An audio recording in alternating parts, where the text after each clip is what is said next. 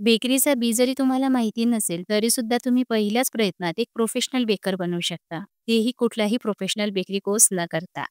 कारण अगारो असा एक डिजिटल ओ-टी-जी घेऊन आलेला आहे, जो बेकिंग तर करतोच, पण बेकिंग कशी करायची हे सुद्धा शिकवतो. बेकरी शॉपला जेवढेही पदार्थ मिळतात, मग ते केक असो, कुकीज असो, ब्रेड असो, बन असो, एवढंच नाही तर pizza, burger, grilled sandwich, chicken tikka, paneer tikka, garlic toast यासारखे हजारो पदार्थ प्रोफेशनली घरच्या घरी तुम्हाला तयार करता येतील. हा ओ-टी-जी असल्यामुळे फक्त बेकिंग करण्याच्याच कामी येत नाही, तर हा एक उत्तम टोस्टर आणि ग्रिलर म्हणून सुद्धा काम करतो. त्यामुळे माझ्यासाठी तर हा ओ-टी-जी म्हणजे माझा पर्सनल बेकरी ट्रेनर सुद्धा आहे. याला जो डिजिटल स्क्रीन दिला गेलेला आहे ना, ज्यावर तुम्हाला 10 मेनू मिळतात. या 10 मेनूसाठी तुम्हाला तापमान आणि वेळ हा स्वतः सेट करून देतो. त्यामुळे कुठलाही पदार्थ बिघडण्याची शक्यता जवळ-जवळ शून्यच असते. आता बेकरी शॉपला मिळणारे तुमचे आवडते पदार्थ तुम्ही घरच्या घरी तयार करू शकता. एवढंच नाही, मुलांचा आवडता pizza, grilled sandwich, chicken tikka, paneer टिक्का, हजारो पदार्थ तुम्ही प्रोफेशनली घरच्या घरी बनवू शकाल.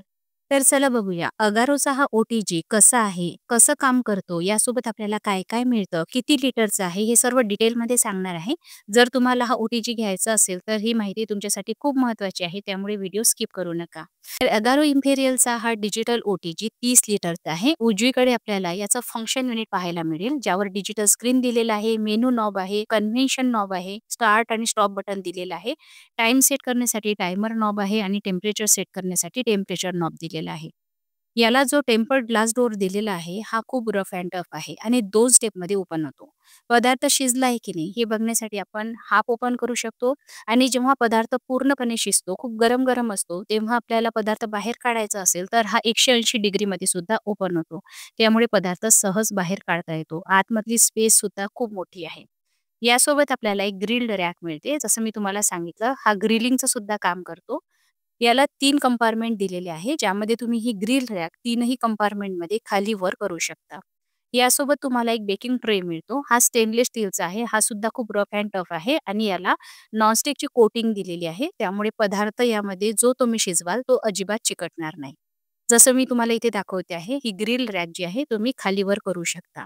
कारण काय आहे, केकसारखे जे पदार्थ असतात ना, ते शक्यतो लो रॅकचा वापर करूनच बेक केले जातात.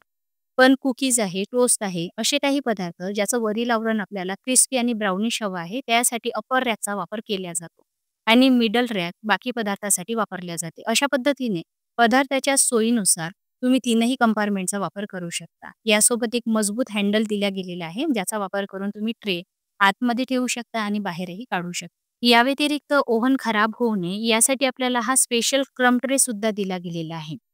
जेव्हा आपण रोटेसरी रॉडला लावून चिकन टिक्का किंवा पनीर टिक्का सारखे पदार्थ शिजवतो, ज्याला मॅरिनेशन केलेलं असतं, शिजवत असताना मॅरिनेशनचे काही ड्रॉप्स ओव्हनमध्ये पडायला लागतात. ओव्हन खराब होतं, साफ करणं खूप कठीण होऊन जातं. त्यासाठी काय करायचं, लोअर रॅकला असा क्रम्ब ट्रे ठेवायचा, जे ड्रॉप्स पडतील ते क्रम्ब ट्रेवर पडतील. सहज आपण काढून स्वच्छ करू शकतो. आता हा जो मेन युनिट आहे, याला पदार्थ शिजवण्यासाठी 2 हीटिंग रॉड खाली दिलेले आहे आणि 2 वर दिलेले आहे. या ओ-टी-जीमध्ये कन्व्हेन्शन टेक्नॉलॉजीचा वापर केलेला आहे. कन्व्हेन्शन बटन जेव्हा तुम्ही सुरू कराल, तेव्हा कन्व्हेन्शन फॅन सुरू होतो, ज्यामुळे हीट जी आहे ना, ती इव्हनली डिस्ट्रिब्यूट होते. पदार्थ जो आहे, तो एकसारखा शिजला जातो आणि लवकर शिजला जातो. या व्यतिरिक्त चिकन टिक्का, पनीर टिक्का यासारखे पदार्थ बनवण्यासाठी एक रोटेसरी रॉड दिला गेलेला आहे. या रॉडमध्ये घालून तुम्ही पनीर टिक्का आणि चिकन टिक्का बनवू शकता. एवढंच नाही, तुम्हाला या रॉडवर घालून भरतासाठी वांगी सुद्धा भाजता येतील आणि वांगं हे थोडं हेवी असतं, त्यामुळे त्याला फसवण्यासाठी असे 2 सुरे सुद्धा दिल्या गेलेले आहे, ज्यामध्ये फसवून तुम्ही वांगी भाजू शकता किंवा मक्याचं कणीस भाजायचं असेल ना, तर ते सुद्धा यामध्ये लवकर भाजलं जातं आणि परफेक्ट इव्हनली भाजलं जातं. तर अशा पद्धतीने हे सेट करता येईल आणि हा इझिली आतमध्ये फिक्स होऊन जातो. काढायचं असेल तर यासाठी एक स्पेशल हँडल दिला गेलेला आहे. या हँडलचा वापर करून हा गरम-गरम रोटेसरी रॉड तुम्ही ओव्हनमधून बाहेर काढू शकता. सहजरित्या बाहेर येतो किंवा ओव्हन प्रीहीट झालेलं असेल, रोटेटरी रॉड तुम्हाला ओव्हनमध्ये फिक्स करायचा असेल, तरीसुद्धा याच हँडलचा वापर करायचा आणि टिक्का बनवत असताना या क्रम्ब ट्रेचा वापर करायचा, म्हणजे काहीही सांडलं तरी क्रम्ब ट्रेवर सांडेल. चला, आता बघूया सर्वात महत्त्वाचं म्हणजे याचं ऑपरेटिंग युनिट. सुरू केल्या-केल्या तुम्हाला 30 मिनिटाचा टायमिंग आणि 180 डिग्री सेल्सिअस तापमान सिलेक्टेड मिळेल. त्याचप्रमाणे तुम्हाला 9 प्रीसेट मेनू सुद्धा मिळतात. प्रत्येक मेनूसाठी लागणारा टाईम आणि टेम्परेचर ओ-टी-जी तुम्हाला स्वतः सजेस्ट करतो. पण जर तुम्हाला या व्यतिरिक्त वेगळा टाईम सेट करायचा असेल, वेगळं टेम्परेचर सेट करायचं असेल, तर त्यासाठी टाईम आणि टेम्परेचर दोनही नॉब दिल्या गेलेले आहे. पण जर मेनूपैकी काही सिलेक्ट करायचं असेल, तर असं मेनू बटन प्रेस करत जायचं आणि या मेनू ऑप्शनपैकी जो पदार्थ तुम्ही बनवणार असाल, त्यावर एरो पॉइंट आउट झाला, की बस स्टार्ट बटन क्लिक करायचं आणि कन्व्हेन्शन मोड ऑन करायचा. म्हणजे तो पदार्थ त्या टेम्परेचरला आणि त्या वेळेसाठी बेक होणे सुरू होऊन जाईल. आता सध्या आपण काय करूया, टोस्ट ऑप्शन सिलेक्ट करून बघूया. तर आपल्याला जर पहिलं ऑप्शन सिलेक्ट करायचं असेल, तर मेनू बटन असं 2 ते 3 वेळा प्रेस करायचं, म्हणजे एरो परत पहिल्या ऑप्शनवर ब्लिंक करायला लागेल. तर टोस्टिंग करण्यासाठी 6 मिनिट 30 सेकंदाचा वेळ लागतो. आता हेच जर सिलेक्ट करायचं असेल, तर स्टार्ट बटन प्रेस करायचं आणि कन्व्हेन्शन फॅनचं जे ऑप्शन आहे ना, ते सुद्धा प्रेस करायचं. स्टॉप करायचं असेल, तर स्टार्टचं जे बटन आहे तेच परत प्रेस केलं, की हे फंक्शन स्टॉप होऊन जातात. आता परत मला मेनू बटन सिलेक्ट करायचं आहे, म्हणजे मला दुसरा मेनू सिलेक्ट करायचा आहे. पिझ्झा सेट करायचा असेल, तर अशा पद्धतीने मेनू बटन प्रेस करत जायचं. या मेनूपैकी जो पदार्थ तुम्हाला बनवायचा आहे, त्या पदार्थावर एरो पॉइंट आउट करायला लागला, की बस स्टार्ट बटन प्रेस करायचं, कन्व्हेन्शनचं बटन प्रेस करायचं आणि तुमचा पदार्थ बेक होणे सुरू होऊन जाईल. त्यासाठी वेळ किती लागेल, तापमान किती लागेल, याचा विचार करण्याची अजिबात गरज नाही. तर आहे ना हा पर्सनल बेकरी ट्रेनर. तर बेकिंग करण्यामध्ये आपल्याला सर्वात मोठी अडचण कुठे येते? कुठला पदार्थ किती टेम्परेचरला आणि किती वेळेसाठी बेक करायचा हेच आपल्याला कळत नाही. आता सर्व ऑप्शन आपल्याला रेडीमेड मिळते आहे, त्यामुळे कुठलाही पदार्थ प्रोफेशनलीच बेक होणार आहे. पण जर तुम्हाला स्वतः टेम्परेचर आणि वेळ सिलेक्ट करायची असेल, तर 2 नॉब दिल्या गेलेल्या आहे. टेम्परेचर नॉब आणि टायमर नॉब. तर हा जो टायमर नॉब आहे ना, याने तुम्ही मॅक्सिमम 60 मिनिटपर्यंतचा टायमिंग सिलेक्ट करू शकता. हा पूर्ण रोटेट होतो, पण याची मॅक्सिमम लिमिट 60 मिनिटपर्यंत आहे. अशा पद्धतीने. वर तुम्हाला टाईम चेंज होताना दिसत आहे. आणि हा जो टेम्परेचर नॉब दिलेला आहे, या टेम्परेचर नॉबची मॅक्सिमम लिमिट 230 डिग्री सेल्सियस आहे. हा नॉब तुम्ही 230 डिग्री सेल्सियस दिसल्यानंतरही जरी फिरवला ना, तरी यापेक्षा जास्त टेम्परेचर वाढणार नाही. आणि याची कमीत कमी जी लिमिट आहे, ती आहे 65 डिग्री सेल्सियस. आणि टायमर जो आहे, तो सर्वात कमी टायमिंग हा 1 मिनिटाचा आहे.